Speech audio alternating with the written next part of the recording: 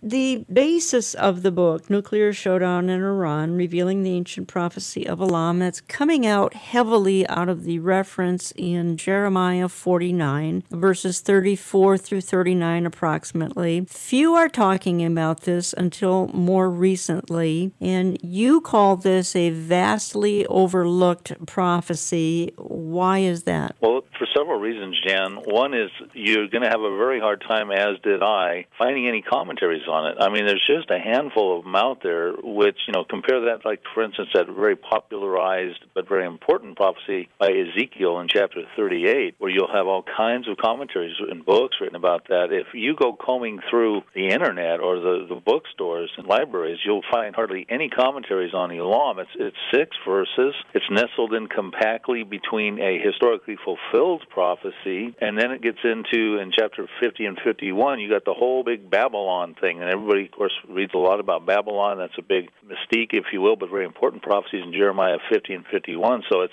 sort of just tucked in and easy to overlook, and I believe that's what's happened. But it's a very important prophecy for our time, in my estimation. I think what I'd like to do, you actually have a trailer on this book, which I always appreciate. Trailers don't necessarily have to be just for DVDs. I always like it when they come out with a trailer for a book. I'm going to play it. It's about 2 minutes, and then we'll play off of that trailer, because that's going to introduce a lot of questions. By far the most important thing today, not only today, but in a historical perspective, the most important thing is to make sure that a militant regime, a militant Islamic regime or a militant Islamic movement does not get its hands on the weapons of mass destruction. Missiles cloud Mideast skies over the Persian Gulf. Iran shuts down the Strait of Hormuz. Arab oil is choked off to world markets. Hezbollah and Hamas launch scores of missiles into Israel. Terror cells initiate cycles of violence in America. About 2,600 years ago, the Hebrew prophets Jeremiah and Ezekiel issued parallel end times prophecies concerning modern-day Iran. Today, the rogue country is becoming a nuclear nation and aggressively advancing its hegemony throughout the greater Middle East. Nuclear Showdown in Iran, Revealing the Ancient Prophecy of Elam, is a non-fiction thriller taking the reader on a journey of discovery through the eyes of the prophets and the minds of today's key national players. But there's a backstory, an even bigger story. It's a spiritual showdown in Iran between Islam and Christianity. Iran is being transformed into a Christian nation in this generation. Iran has the fastest growing evangelical population in the world. And with the help of satellite television, millions of them are coming to Christ. 2 years ago, Iranian government began cracking down on Christianity. But it's not working. Christianity is growing in Iran. Iran is in the Bible prophecy, and many Iranian Christians are excited about what the Bible says about the future of Iran. Please pray for your brothers and sisters in Iran.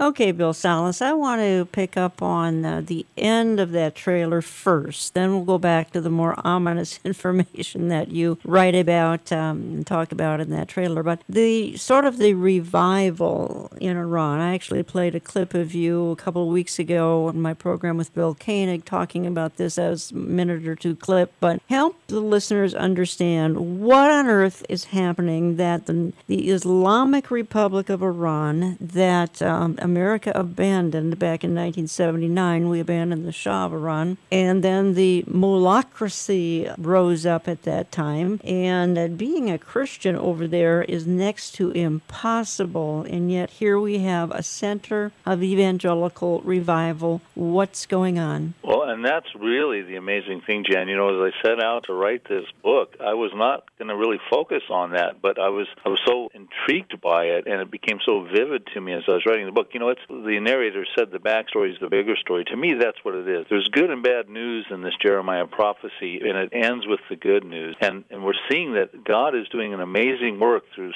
supernatural means and meeting these people in Iran who are very disenchanted with Islam. 60% of the population of Iranians over there are around 30 years old or younger. and that Islamic regime moved into power in 1979, about 35 years ago. And in year one, they went into an 8-year war of almost attrition with Iraq, and it's been downhill ever since. And they're realizing that the Islam that's being forced down their throats gives them no hope, no future, and they're very disenchanted with it. Now, the individual who was speaking on the end of the trailer is Hormoz Shariat of Iran Alive Ministries. Joel Rosenberg calls him the Billy Graham of Iran, and he has shared with me that through satellite television, millions are watching these programs in the Farsi-speaking languages. For instance, Iran is the number one evangelical population in the world. It's growing at an annual rate of 19.6% a year, and that's a Farsi-speaking language that is the satellite television is coming through. Now, Hormoz shared with me that before the revolution in 1979, there were about 500 professing Christians.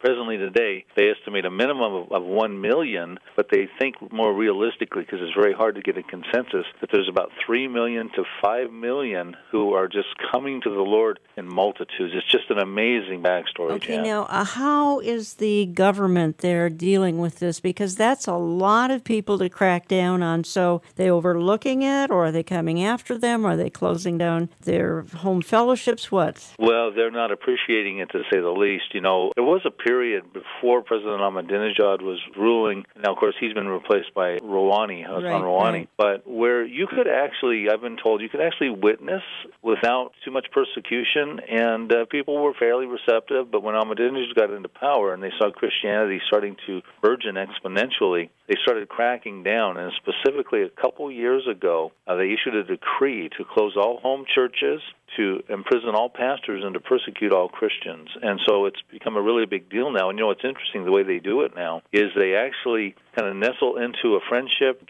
brought into a family's household through a series of 7 stories, 7 lessons, and they start taking them through Noah and Abraham. And they're very non-threatening to these families, because those also have histories in the Quran and Islam. And then week 7, into the story, now they're talking to them about Jesus. And so it's a process that's been well put together in Iran and in other places as well, to be able to get in and evangelize without being blatantly just talking about Jesus on day one. And it's very amazing how that's all working.